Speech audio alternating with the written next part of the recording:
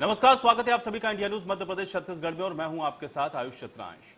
Tokyo Olympic में जिस तरह से भारतीय पुरुष और महिला हॉकी टीम ने प्रदर्शन करके करोड़ों देशवासियों का दिल जीता है, भारतीय पुरुष हॉकी की टीम ने 41 साल के बाद कांस्य पदक को अपने नाम किया है, तो उधर महिला हॉकी टीम ने भी अपना उम्दा प्रदर्शन करके विश्व हॉकी में अपनी जगह को बनाया है। उसके बाद एक बार फिर से अब ये बहस देश के अंदर शुरू हो गई है कि आखिर क्यों जिन राज्यों में हॉकी प्रमुखता से खेली जाती थी वहां से प्रतिभाएं सामने अब नहीं आ रही हैं।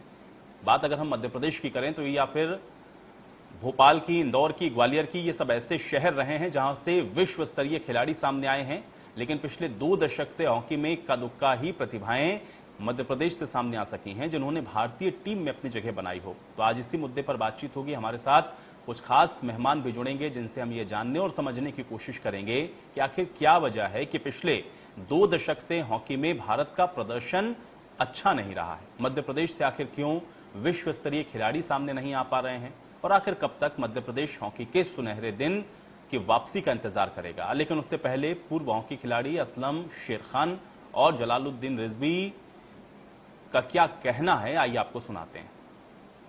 देखिए, जो मैं बहुत बड़ी वजह मानता हूँ और बड़ा दुर्भाग्य भी मानता हूँ मैं कि शिवराज सिंह चौहान जैसे पहले चीफ मिनिस्टर हैं जिन्हें हॉकी का खुद को बहुत पैशन था, यानी हॉकी उनकी फर्स्ट पसंद थी, जो उन्होंने कई बार अपने इंटरव्यू में भी कहा कि मैं क्रिकेट के मुकाबले में हॉकी को पसंद करता हूँ, क्योंकि वो भोपाल के बॉर्न एंड ब्रॉट अप हैं बेसिकली, तो उन्हें हॉकी से लगाव होना बहुत नेचुरल था। दुर्भाग्य ये है कि जो भारतीय जनता पार्टी की राजनीति का जो वजूद है, वो वजूद ये है कि यहाँ भोपाल की हॉकी में अब कहो आप ये कि ये नवाबों ने इसको पैटर्नेज किया था। अब जो दूसरा पहलू था कि यहाँ की जो पब्लिक थी जो खेलती नहीं थी लेकिन हॉकी को उतना ही पसंद करती थी जैसे उनका कोई दूसरा मजहब है, ये यानी हॉकी देखना उनके लिए वो धर्म है। और हॉकी टूर्नामेंट जो होता था भोपाल में अब्दुल्ला खां, उसमें पब्लिक बहुत ही उससे जाती थी, मतलब अपने खेल को समझते हुए। तो शायकीन का जो सपोर्ट होता है, जो स्पेक्टेटर होते हैं, जो पब्लिक सपोर्ट होती है, वो भी बहुत बड़ा इंपॉर्टेंट रोल प्ले करती है। और तीसरा जो रोल था वो ये था रॉयल पैट्रनेज मतलब नवाबी पैट्रनेज, हुक्मरान पैट्रनेज। बीच में जरूर टर्फ आ गई बीच में, और इतना इंटरनेशनल जो पूरा यूरोपियंस लोगों ने ये देखा कि भारत में ये हमेशा जीत जाते हैं ओलंपिक और ये बहुत अच्छा परफॉर्म कर रहा है, तो उन्होंने एक बेसिक चीज बदल दी कि मैदान ही बदल दो। तो मैदान बदलने से हम लोगों को इतने साल लग गए। 76 का ओलंपिक हुआ था तब मैदान बदला था, जब हम 1 नंबर पे होते थे। वर्ल्ड कप हम जीते थे 75 वाला, और 1 साल में हम नंबर 6-7 पे आ गए। ये जो जब से टर्फ आई है तो हर आदमी ये चाहता है, प्लेयर भी ये चाहता है कि बस टर्फ पे जाके खेलें। हमारे टर्फ मैदान जो भोपाल में है ऐशबाग, वो अभी मतलब आप देखें उसकी कोई बहुत अच्छी कंडीशंस नहीं है। उसमें 2 म्युनिसिपल कॉरपोरेशन के अंडर में उसकी बिल्डिंग है, मैदान स्पोर्ट्स डिपार्टमेंट के अंडर में है। तो टर्फ बदलना है, टूर्नामेंट होना है, अब्दुल्ला नहीं। तो जाहिर है कि कुछ समस्याएं हैं, कुछ इस तरीके के हर्डल्स हैं जिसकी वजह से हम लोग देख पा रहे हैं कि जो अपेक्षित परिणाम होने चाहिए वो नहीं दिख पा रहे हैं। और खासतौर से प्रतिभाओं की अगर कमी दिख रही हो या प्रतिभाएं निकल कर सामने ना आ पा रही हो तो सवाल ये उठता है कि आखिर हॉकी के सुनहरे दिन वापस कैसे आएंगे। हालिया प्रदर्शन हालांकि बहुत उत्साहजनक रहे हैं। आज इसी पर चर्चा करते हैं। 2 मेहमान मेरे साथ जुड़े हुए हैं, पहले उनका परिचय मैं आपके साथ करवा देता हूं। सुनील यादव जी हमारे साथ जुड़ रहे हैं, पूर्व हॉकी खिलाड़ी हैं। सुनील जी, बहुत स्वागत है आपका। और मीर रंजन नेगी जी हमारे साथ जुड़ रहे हैं, आप भी पूर्व हॉकी खिलाड़ी हैं। मीर रंजन नेगी जी, आपका भी बहुत स्वागत है। सुनील जी, आपसे ही मैं इस चर्चा की शुरुआत करना चाहता हूं। सबसे पहले तो आपने ओलंपिक के प्रदर्शन देखे होंगे, चाहे हम लोग पुरुष हॉकी टीम का जिक्र करें या महिला हॉकी टीम का, बेहतरीन प्रदर्शन किया और ओलंपिक के अंदर, और आज जो देश के अंदर माहौल हॉकी की टीम को लेकर के बना। लेकिन सवाल ये उठता है कि इतना एक तो लंबा समय क्यों लग गया और क्या वजह है कि जो प्रतिभाएं हैं वो उस तरीके से खुल करके सामने नहीं आ पा रही हैं। इसके पीछे की वजह क्या है? आप तो एक पूर्व खिलाड़ी हैं, ये मैं आपसे समझना चाहूंगा। सुनील जी, क्या वजह है?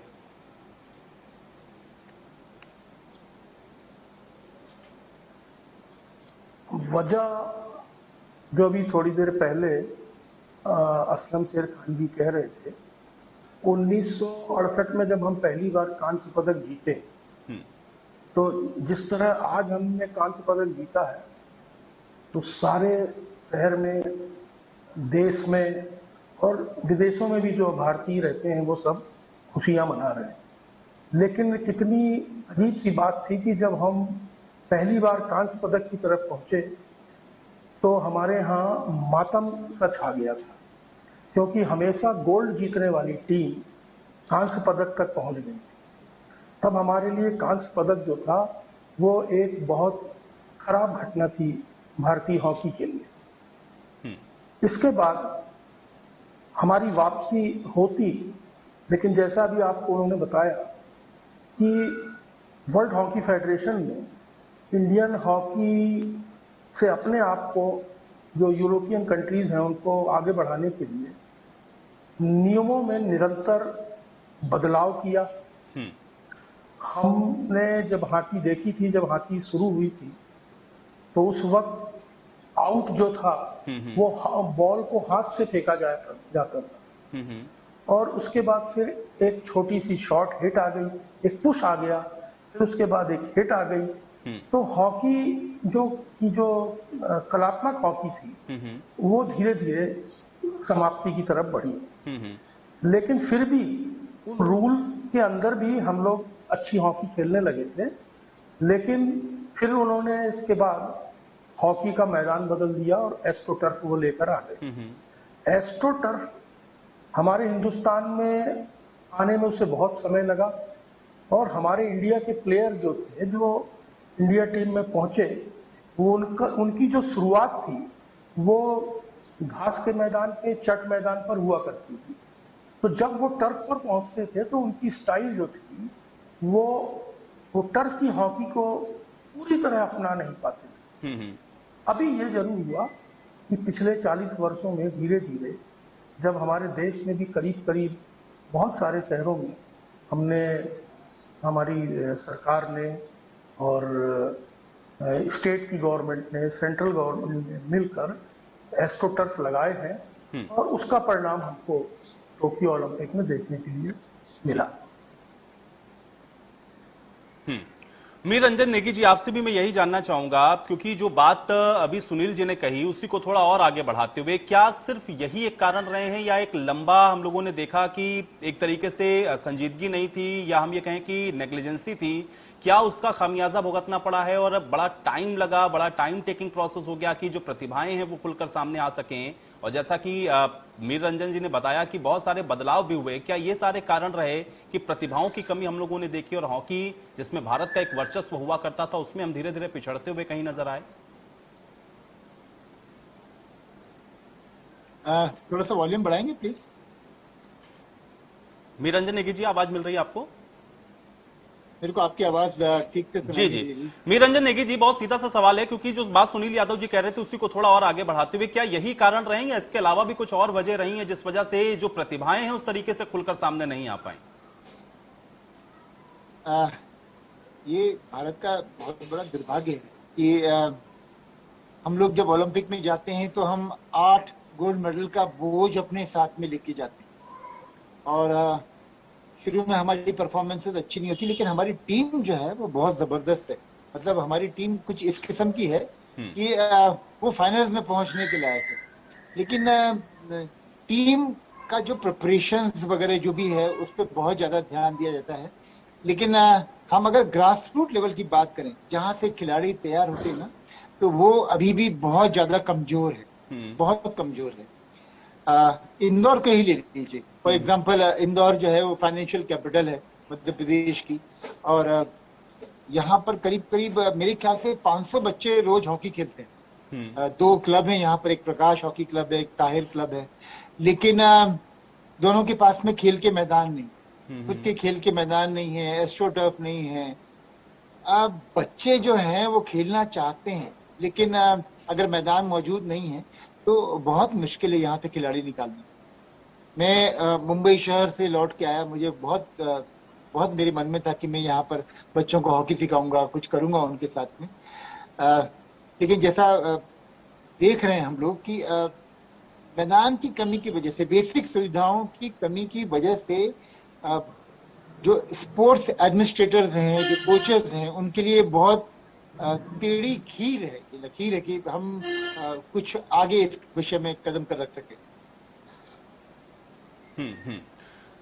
तो मीर रंजन नेगी जी, अभी जो हम लोगों ने देखा, खासतौर से चाहे हम लोग पुरुष हॉकी टीम का जिक्र करें या फिर महिला हॉकी टीम का, उसके पीछे हम लोगों को यह भी समझना पड़ेगा कि एक बहुत बड़ा स्ट्रगल भी है कहीं ना कहीं, क्योंकि जो प्रतिभाएं हैं छोटे छोटे शहरों से निकलकर जब एक टीम के रूप में पहुंचती हैं तो एक बहुत लंबा सफर उनको तय करना पड़ता है, और उन स्तर पर उनको अगर वो सुविधाएं नहीं मिलती हैं तो प्रतिभाएं वैसे निकल नहीं पाती हैं जो हम लोग उम्मीद करते हैं। क्या ये एक बहुत बड़ा कारण मानते हैं मीर रंजन नेगी जी, और इसका असर फिर हम लोग देखते हैं परफॉर्मेंस पर होता है? यकीनन आप देख लीजिए, रानी रामपाल का, जो हमारी भारत की हॉकी कप्तान है, उसके पिताजी जो थे वो रिक्शा चलाया करते थे जी, और उसको उसके कोच ने कहा कि आप 1 लीटर दूध पीना जरूर से। उसके पास में पैसे नहीं थे तो आधे लीटर दूध में वो आधा लीटर पानी मिला के पीते। टूटी हॉकी स्टिक से उसने खेलना शुरू किया। तो जो हमारे देश की कप्तान है उसके साथ में ये हो सकता है, तो आप सोच सकते हैं कि जो आम लड़कियां हैं जो देश में हॉकी खेलना चाहती है उनके साथ में क्या होगा। गुरजीत कौर, हमारी जो मेन ड्राइव प्ले करती, जिसने आज 2 पेनाल्टी स्ट्रोक मारे, एक गांव में रहती, वहां पर कोई सुविधाएं नहीं है। उसके पिताजी 15 किलोमीटर साइकिल चला के जाते। क्या बोलेंगे आप? वंदना कटारिया 3 मतलब ओलंपिक में पहली हैट्रिक मारने वाली हॉकी प्लेयर। पिताजी जो है बीएचईएल में ऑर्डिनरी मैकेनिक, बहुत मजबूरी में।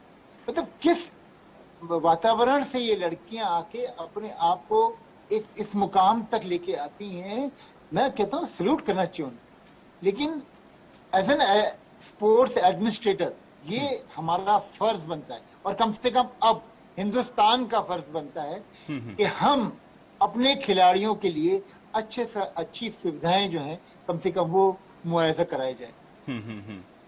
सुनील जी, मुझे ये बताएं कि क्या वक्त बदला, नियम बदले, मैदान बदले, क्या इनके साथ हम बदल नहीं पाए? इस वजह से हमने देखा कि एक बहुत लंबा इंतजार हमको करना पड़ा, और अभी जो भारतीय, चाहे हम पुरुष हॉकी टीम की बात करें या महिला हॉकी टीम की, इनका जो प्रदर्शन है उसके लिहाज से अगर मैं आपसे पूछूं कि भविष्य आपको हॉकी का कैसा अभी नजर आ रहा है मौजूदा वक्त के अंदर, तो आपका जवाब क्या होगा सुनील जी?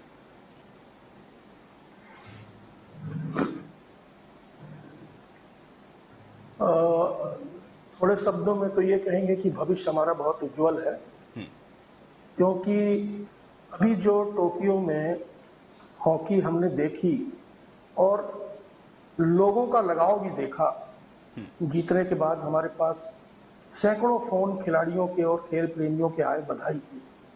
तो हमारी जो हॉकी है उसमें लोकप्रियता की कमी हो गई थी और वो लोकप्रियता की तरफ बढ़ी है।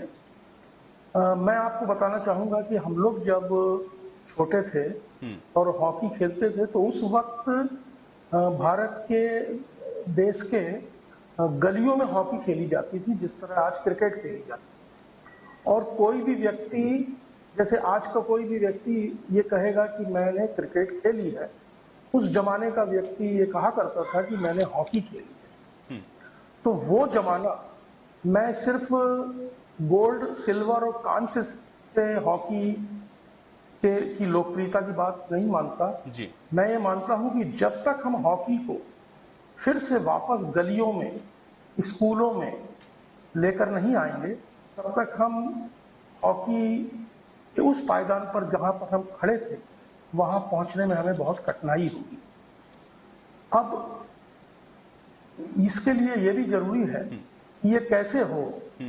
तो हमने देखा, जैसे अभी नेगी साहब जी कह रहे थे कि बहुत अभाव है हमारे कोचेस के पास। हमारे जो बहुत गरीब खिलाड़ी हैं उनके पास, किसी खिलाड़ी के पास किट नहीं होता है, किसी के पास डाइट नहीं होता। लेकिन मैं ये कहूंगा कि हमारे जो हॉकी के प्लेयर हैं ये बी ग्रुप की भी नौकरी में खुश हो जाते हैं। और हमारे जो पहले विभागीय टीम हमारे देश में बना करती थी, हमने करीब करीब बहुत सी विभागों की टीमों को खत्म कर दिया। एक जमाना था कि पुलिस की टीम, हर जिले की पुलिस की एक टीम होती थी और वहां पर खिलाड़ियों की भर्ती पुलिस में आरक्षक के रूप में की जाती थी और वो खिलाड़ी फिर अपने स्टेट से खेलकर और इंडियन पुलिस को खेलकर और राष्ट्रीय हॉकी तक पहुंचते थे। ऐसे सारे विभाग करते थे। जैसा कि मैं जबलपुर के बारे में आपको बताऊंगा कि जबलपुर में ऑर्डिनेंस फैक्ट्रियां जो हैं वो डिफेंस की जो फैक्ट्रियां हैं वो करीब 7 या 8 फैक्ट्री हैं और इन सभी फैक्ट्रियों की हॉकी टीम थी। और ये अगर कोई लड़का या कोई भी खिलाड़ी अगर जूनियर नेशनल और यूनिवर्सिटी को भी खेल लेता था तो उसको अपने विभाग में जॉब देते थे। अब हमने वो सारा का सारा समाप्त कर दिया है। जितने भी ये विभाग हैं वहाँ कोई टीम नहीं है। तो जो खिलाड़ी हम कोचेस जिन बच्चों को मैदान पर लेकर आते हैं हम उनसे प्रॉमिस क्या करें, हम उनसे कैसे कहें कि आप हमारे पास आए हो तो आपका भविष्य सुरक्षित है। यदि हमारे खिलाड़ियों को भले छोटे छोटे जॉब भी हमारी सरकारें देने लगे तो वो खिलाड़ी हम कोचेस जो आज अपना पैसा लगाकर उनको कोचिंग देते हैं खिलाड़ियों को, तो मुझे लगता है कि ठीक इसका उल्टा होगा।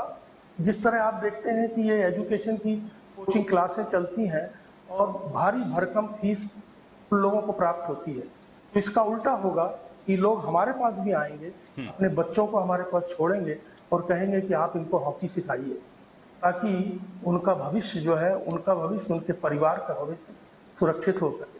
तो ऐसे तमाम कारण हैं। हॉकी जो हमारी नीचे गई है उसके बहुत सारे कारण हैं जो हम लोग नहीं। सुनील जी, आपने बहुत बढ़िया बात कही है और मुझे लगता है कि जो लोग अगर सुन भी रहे होंगे तो निश्चित तौर पर इस पर विचार जरूर होना चाहिए और अगर इस पर विचार होगा तो फिर हॉकी के जो सुनहरे दिन हैं वो निश्चित तौर पर वापस लौटेंगे। बहुत शुक्रिया सुनील जी अपना समय निकालने के लिए। निरंजन जी आपका भी बहुत शुक्रिया अपना समय निकालने के लिए। और इसी के साथ इस खास पेशकश में मेरे साथ फिलहाल इतना ही।